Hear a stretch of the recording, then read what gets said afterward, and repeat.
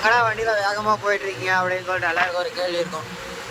எங்கடா போயிட்டுருக்கோன்னு சொல்லி கேட்டிங்கன்னா, நேற்று தீபாவளி நண்பா ஊருக்கு போயிருந்தோன்னு சொல்லி தெரியும். நோம்பினாலே வந்து பார்த்திங்கன்னா ஆயா ஊருக்கு போவோம். அப்படிங்கிறன்னு வந்து பார்த்திங்கன்னா நம்ம ஏதாவது ஒரு பொருள் வளர்த்திக்கிட்டு இருப்போம். இப்போ என்கிட்ட 2 மாடு இருக்குது. அதை வந்து எங்கள் அப்பாவோட அம்மா பொறுப்பில் விட்டுட்டு போனேன் நேற்று. சரியான பயம் நண்பா. என்ன பண்ணாங்களா ஏது பண்ணாங்களா, தீனி போட்டாங்களா இல்லையோ, கருக்குன்னு இருக்குது. அதனால தான் வந்து பார்த்தீங்கன்னா நேராக வீட்டுக்கு வேகமாக போயிட்டு இருக்கோம் நண்பா. இந்த மாதிரி ஒரு பொருள் வளர்த்திட்டு இருக்கீங்களா, அதை விட்டுட்டு வேலைக்கோ இல்லை எங்கேயாவது வெளியே ஒரு நாள் நைட்டு இல்லாத இருந்தோம்னா அதனோட பதட்டம் எப்படி இருக்கும் அப்படின்னு சொல்லிட்டு மறக்காத கமெண்ட் பண்ணிட்டு போங்க. அதே மாதிரி வண்டியும் வந்து பார்த்தீங்கன்னா அதே மாதிரி தான்.